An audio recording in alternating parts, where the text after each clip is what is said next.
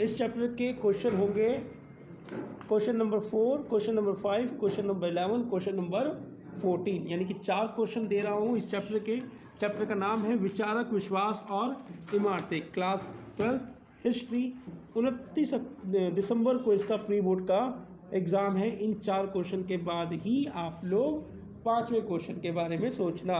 मैं सच में कह रहा हूँ कि इन 4 या 3 क्वेश्चन के बाद ही किसी क्वेश्चन को पकड़ना, बाकी तो प्री बोर्ड का पेपर में आप देखूंगा ही।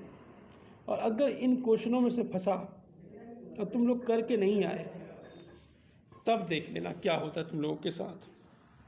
ठीक, तो आ जाओ जी। क्वेश्चन नंबर 4, ये रहा क्वेश्चन नंबर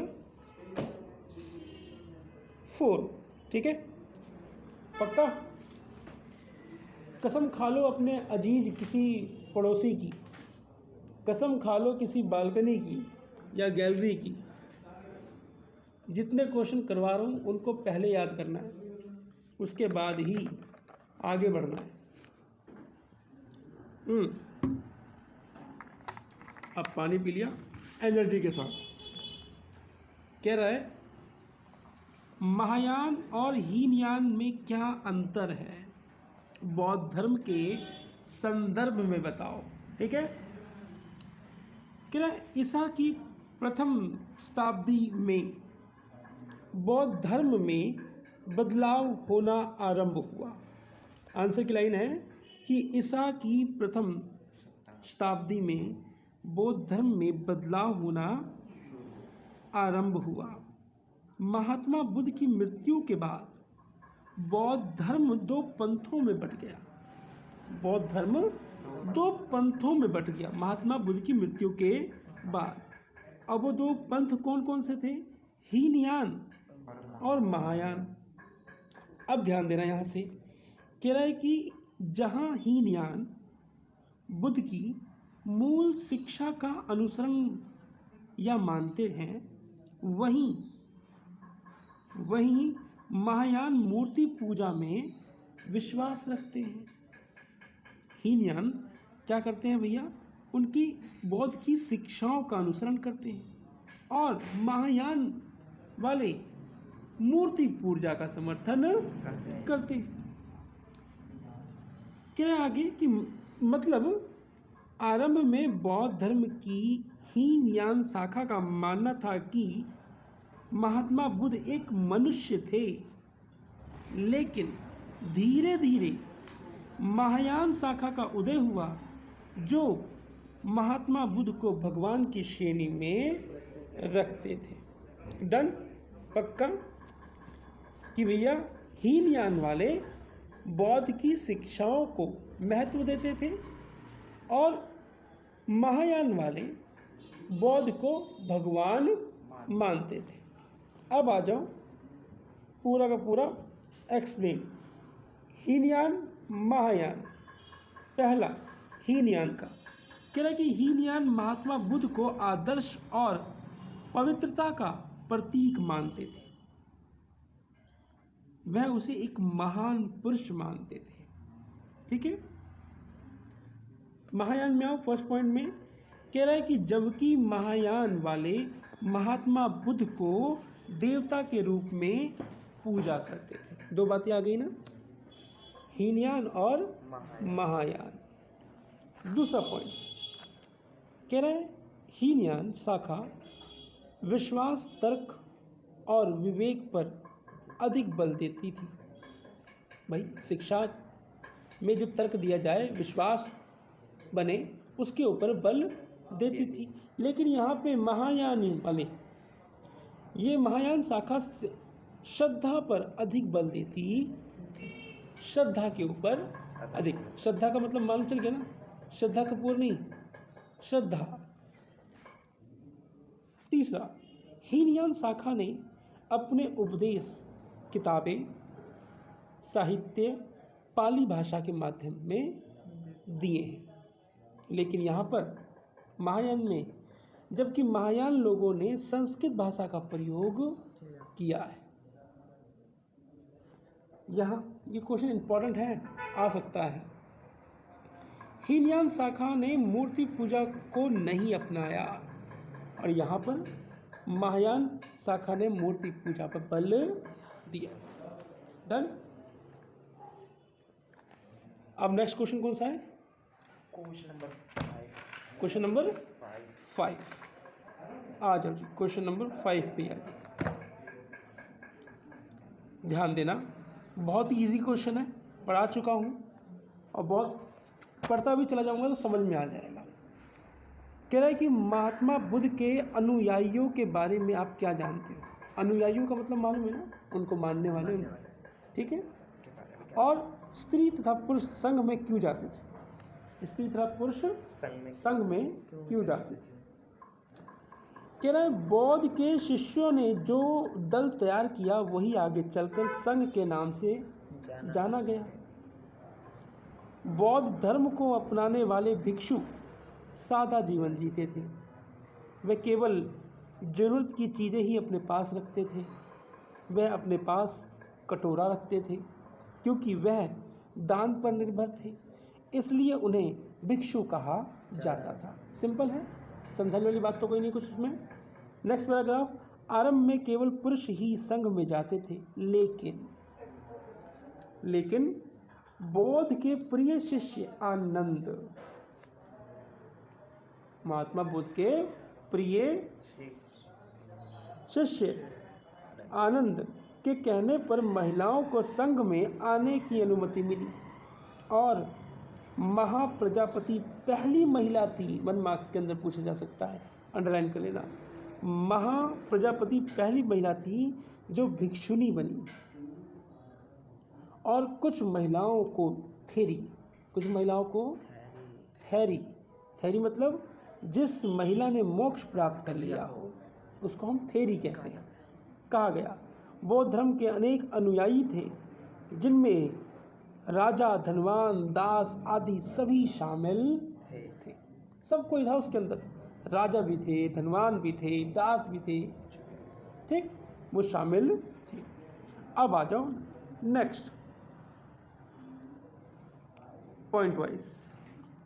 कह रहा है पुरुष और महिलाएं संघ में निम्नलिखित कारणों से जाते थे। पहला, एक बार संघ में आ जाने के बाद सभी को बराबर समझा जाता था।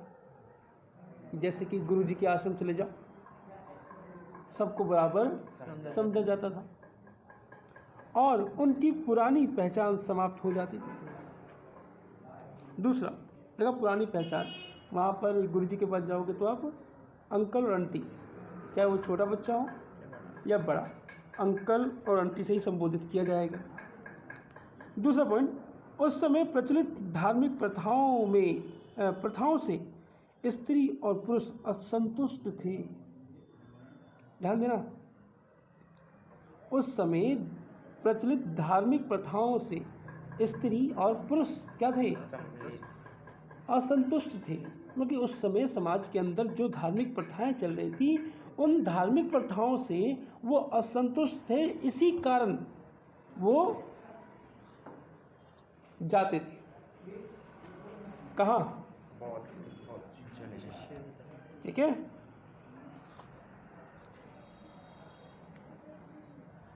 आगे तीसरा, भाई असंतुष्ट थे तभी वो लोग संघ में जाते थे। तीसरा पॉइंट, बौद्ध शिक्षाएं सरल थी, अच्छे आचरण को महत्व दिया जाता था, जिसके कारण स्त्री और पुरुष इस धर्म की और आकर्षित हुए। आसान, इजी, कि लोग जुड़े इस धर्म के साथ।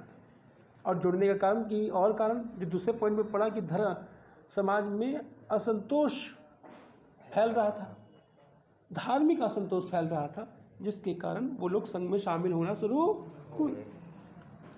अब देख लो, मैंने ही तुम लोगों को इस पॉइंट को पढ़ाते हुए गुरु जी का एग्जाम्पल दिया ना, तो मैं गया, मुझे अच्छा लगा, मैंने आप लोगों को बात बोली, तो उसी तरीके से बौद्ध धर्म लोग गए, अच्छा महसूस किया, बाहर आए, बताया, लोग और जुड़ने लगे। कह रहे हैं कि संघ लोगों को छोटे और कमज़ोर लोगों से मित्रता करना और एक दूसरे पर करुणा का भाव का महत्व सिखाता था जो लोगों को अच्छे लगे। करुणा का मतलब मालूम है ना, मतलब बिना आपको जरूरत है मदद की, आपको मदद दी जाएगी, लेकिन मदद दी जाएगी ये नहीं कि आप पर एहसान किया जा रहा है, नहीं, आप इंसान हो, इंसान के नाते आपको मदद दी जा रही है। अब कौन सा क्वेश्चन है? Question number 11। बड़ा छोटा क्वेश्चन लिया मैंने, है ना? तुम लोगों को टेस्ट भी लिया था मैंने इस क्वेश्चन का। कह रहा है क्वेश्चन नंबर 11 कि क्या कारण थे कि सांची का स्तूप बचा रहा और अमरावती का स्तूप नष्ट हो गया? 2 मार्क्स में आ सकता है भाई। पहला पॉइंट, अमरावती की खोज पहले हुई थी, ध्यान देना बात को, और विद्वान उसके महत्व को नहीं समझ पाए, इसलिए ये नष्ट हो गया। सही बात है ना, महत्व को नहीं समझ पाए। तो जैसे उनको यूज़ करना था उन लोगों ने यूज़ किया, लेकिन बाद में मालूम चला कि भैया ये बहुत ही महत्वपूर्ण है, तो तब तक देर हो चुकी थी। अब दूसरा पॉइंट समझो, देरी वाले पॉइंट को।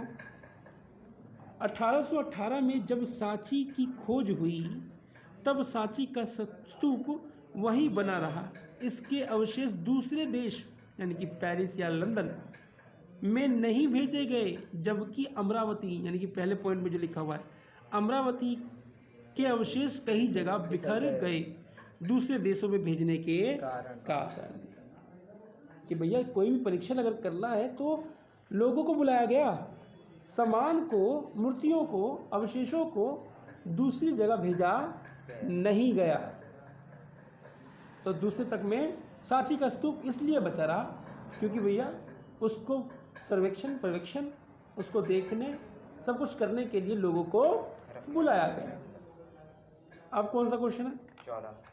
Question number 14। यस, क्या रहा है? सांची की मूर्ति कला को समझने में बौद्ध साहित्य के ज्ञान से कहाँ तक सहायता मिलती है? अब देखो, सांची ऊपर हमने पढ़ा ना, सांची के स्तूप बचे रहे, लेकिन अमरावती के स्तूप नष्ट हो गए, और पहले अमरावती के खोजा गया है। अब यहाँ पे महत्व, फिर से क्वेश्चन को रिपीट कर देता हूँ कि सांची की मूर्तिकला को समझने में बौद्ध साहित्य के ज्ञान से कहाँ तक सहायता मिलती है? आंसर कह रहा है सांची की मूर्तिकला को समझने के लिए बौद्ध साहित्य को पढ़ना आवश्यक है, तभी समझ पाएंगे हम सांची की मूर्तिकला को।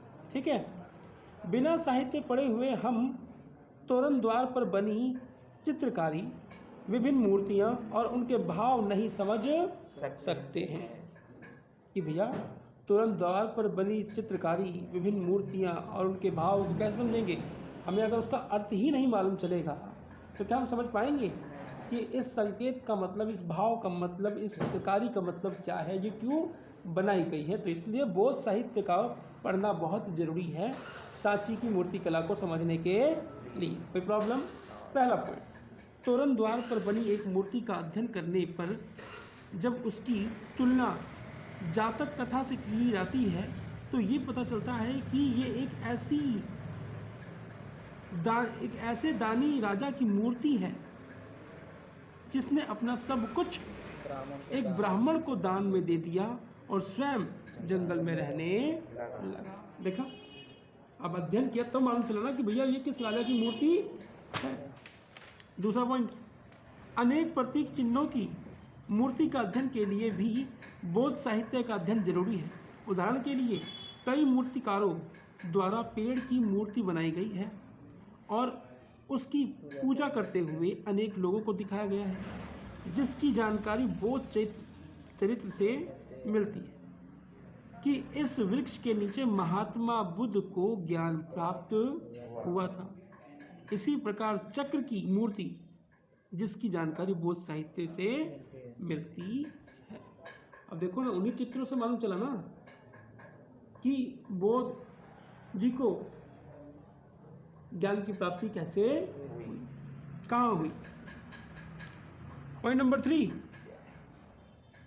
सांची में अनेक ऐसी मूर्तियां भी मिली हैं जो बौद्ध चरित्र से सीधी संबंधित नहीं है, लेकिन उनका संबंध परंपराओं से है।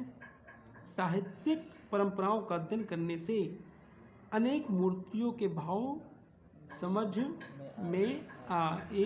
सिंपल था ना। एंड लास्ट पॉइंट कह रहा है कि सांची की मूर्तियों में अनेक मूर्तियां हाथी, घोड़े, बंदर आदि की भी मिली हैं। उदाहरण के लिए एक महिला की मूर्ति के दोनों ओर हाथियों को दिखाया गया है।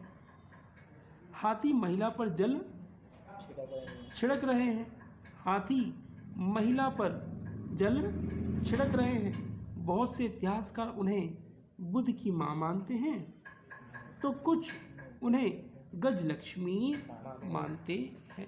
यानी कि अगर मूर्ति कला, चित्रकला, सांची की मूर्ति कला को चित्रकला को समझने के लिए बौद्ध साहित्य का होना बहुत ज़रूरी है, क्योंकि ये मूर्ति कला उनके बारे में बताती है कि उनकी क्या खास विशेषता है। ठीक है, तो इसी के साथ ये 4 क्वेश्चन ख़त्म होते हैं। अब नेक्स्ट चैप्टर के करेंगे, देखते हैं 3 क्वेश्चन निकालता हूँ उसमें से या 4 क्वेश्चन निकालता हूँ।